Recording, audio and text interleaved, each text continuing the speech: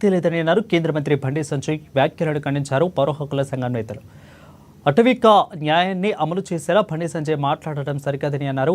హైదరాబాద్ ఎన్ఎస్ఎస్లో ఏర్పాటు చేసిన సమావేశంలో హైదరాబాద్ జిల్లా అధ్యక్షులు ప్రొఫెసర్ లక్ష్మణ్ పాల్గొన్నారు. మావోయిస్టులతో చర్చలు జరపమని ఒక బీజేపీ కార్యకర్తగా మాట్లాడుతున్నారని మండిపడ్డారు. ఆయనేమో కేంద్ర మంత్రి అనే విషయాన్ని మర్చిపోయి ఉన్నారని తెలిపారు.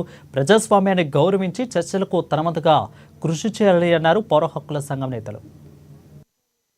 లేవని మాట్లాడటం కాదు, మీరు వాతావరణాన్ని చర్చలు జరిపే విధంగా ఒక వాతావరణాన్ని సృష్టించి ఆ వాతావరణాన్ని ఏర్పాటు చేసి మీరు చర్చల దిశగా ప్రయత్నం చేయాలని, మీ భాష ఏదైతే ఉందో ఆ భాషను మానుకోవాలని పౌర హక్కుల సంఘం మొట్టమొదటి నుంచి చెప్తుంది.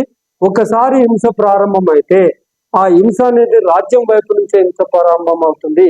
హింస ప్రతి హింసకు మరింత హింసకు దారితీస్తుంది. గుర్తుపెట్టుకోండి, హింస అణిచివేత లేని సమాజం కావాలి కదా. హింస అణిచివేత లేని సమాజం కావాలి.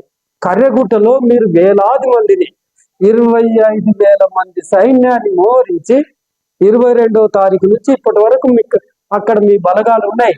ఏం సాధిస్తున్నారు? ఎంత ప్రజాధనం పోతుంది?